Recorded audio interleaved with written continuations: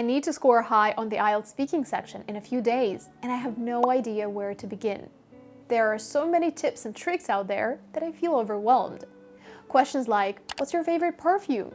Can you describe a major festival in your country? Puzzle me. I don't know if I should use fancy words like a plethora of, plummet, ubiquitous, and skyrocket.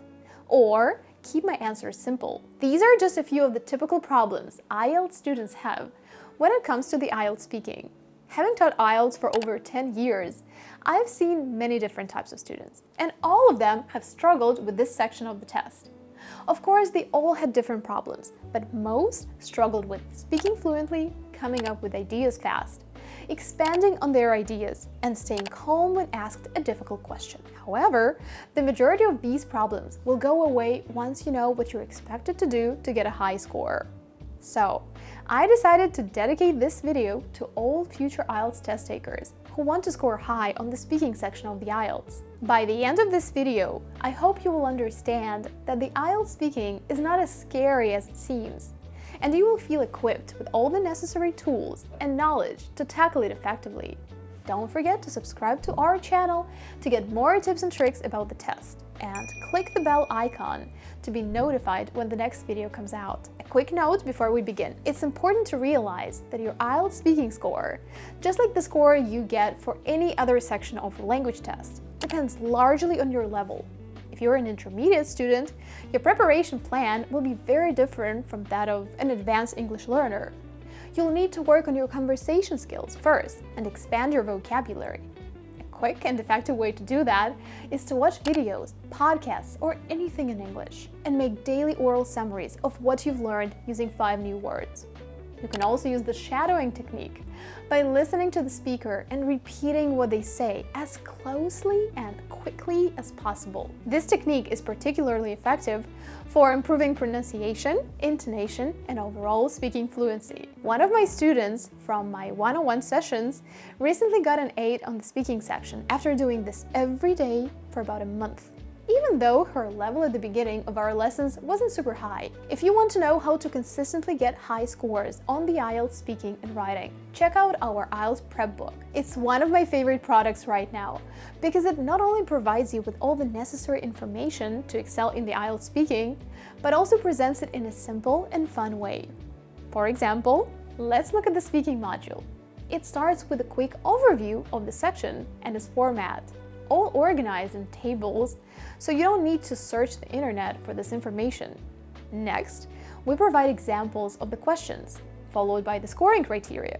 We've presented it in a straightforward and engaging manner, allowing you to rate your performance yourself. We then delve into each assessment criterion, offering not just tips, but a practical guide with sample answers, grammar revision, important pronunciation aspects, and more. There are also exercises to improve fluency, pronunciation, and speaking speed, all with links where you can practice immediately, tips to avoid repetition, fun resources to learn new words, useful prefixes, suffixes, and roots, common speaking topics with sample notes, and more. I'm personally very proud of this product, as it's the only guide you need, along with the Cambridge preparation books, to prepare for the IELTS test quickly and effectively, and get a high score on test day. The link to it is below, so feel free to check it out. Now, in today's video, we're going to tackle the IELTS speaking questions together.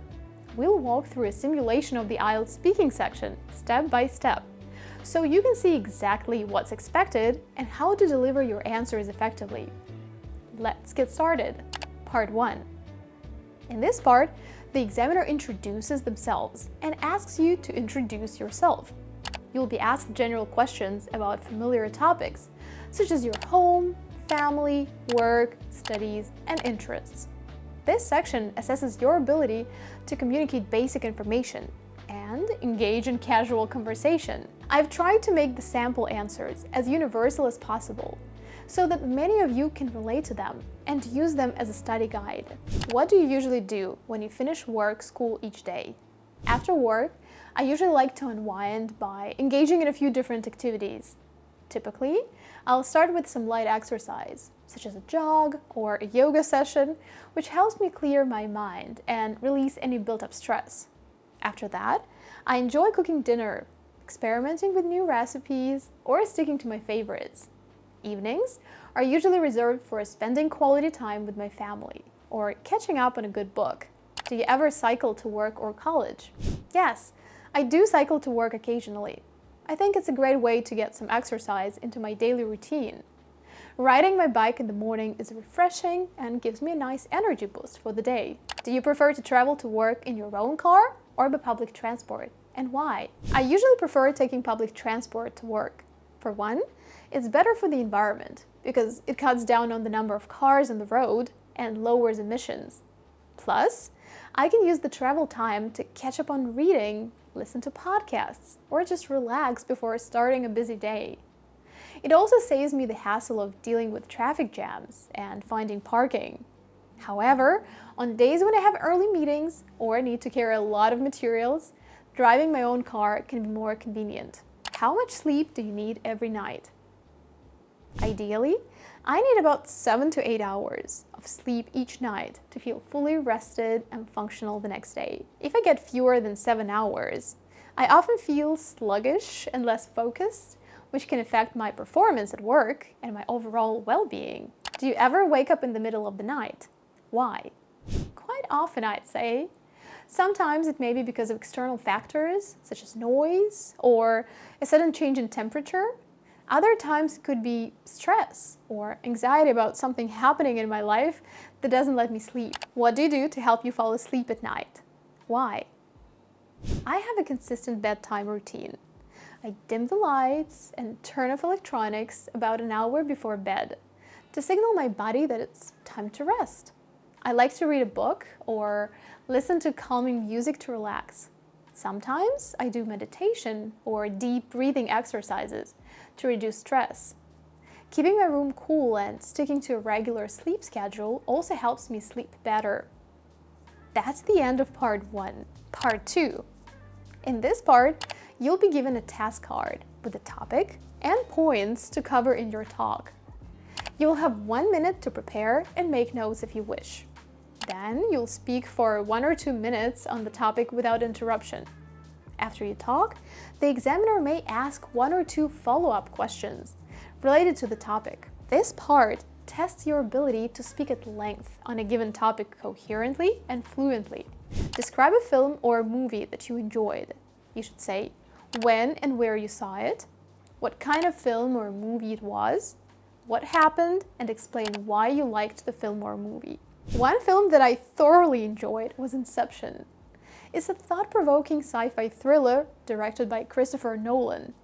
I watched it at home with my friends last year during a movie night. Inception is a complex and intriguing movie that explores the concept of dream manipulation. It follows Dom Cobb, played by Leonardo DiCaprio, who is a skilled thief that extracts valuable secrets from people's subconscious while they're dreaming. The main plot revolves around Cobb being offered a chance to clear his criminal record if he can successfully perform inception, which means planting an idea in someone's mind without them knowing. As the story unfolds, Cobb and his team navigate multiple layers of dreams, each more intricate than the last. The movie is packed with stunning visual effects, especially in scenes where the characters manipulate their dream environments, such as bending buildings and defying gravity. The tension builds as they face numerous obstacles and threats within the dream world while trying to keep a grip on reality. The reason I enjoyed Inception so much was because of its incredibly original and intellectually stimulating storyline. It kept me engaged and sparked discussions with my friends long after the movie was over. The film's exploration of dreams and reality, along with its philosophical themes about the power of ideas, made it a profound and memorable experience. Also, the performances by the cast, especially DiCaprio, were outstanding, and Nolan's direction added depth and intensity to the story. So all that made it an unforgettable film that I really enjoyed. Finally, part 3. Part 3 involves a discussion with the examiner about more abstract and complex ideas related to the topic you spoke about in part 2. The examiner will ask questions that encourage you to analyze, discuss, and express your opinions on broader issues. This section evaluates your ability to discuss ideas in depth and justify your opinions. What kinds of films are popular with younger people in your country? How about older people? In my country, younger people tend to gravitate toward action movies and superhero franchises. For example, Marvel movies like Avengers and Spider-Man are big hits among teens and young adults. They love the thrilling special effects, epic battles, and relatable characters. They also love animated movies from studios like Pixar and Disney for their engaging stories and stunning animation. Older people often prefer dramas, historical films, and classic movies. They appreciate movies that offer deep storytelling and strong character development. For example, movies like The King's Speech and Beautiful Mind are better received by older audiences for their historical context and emotional depth. Documentaries and biopics are also favorites because they offer insightful perspectives on real-life events and figures. Is the acting in a film more important than the story? Why? Why not? I think both the acting and the story are crucial to the success of a movie, but if I had to choose, I'd say the story is more important. A compelling story is the backbone of a good movie. It's what keeps the audience engaged and invested in the characters' journeys. Even with stellar acting, a weak or poorly structured story can leave viewers unsatisfied. However, that shouldn't undermine the importance of good acting. Skilled actors bring characters to life, making the audience believe in their struggles, joys, and transformations. For example, I recently saw The Revenant with Leonardo DiCaprio, and I have to say that his intense and immersive performance was key to conveying the raw and visceral nature of the story. I was quite impressed. Yet, without a compelling story to support it, even the best acting can fall flat. Do you think the cinema has increased or decreased in popularity in recent years? In recent years, the popularity of traditional movie theaters has declined somewhat, largely due to the rise of streaming services. Platforms such as Netflix, Amazon Prime, and Disney Plus offer a wide variety of movies and shows that people can watch from the comfort of their own homes. The convenience and affordability of these services have made them a popular choice, especially among younger audiences.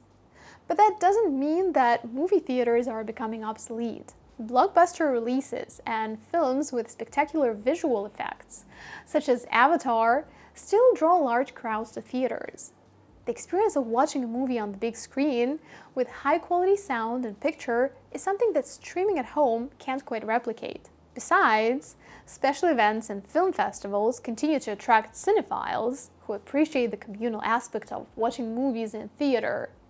So while there has been a shift toward home viewing, movie theaters still hold a special place for many people, especially for big releases and social outings. This was the IELTS speaking section.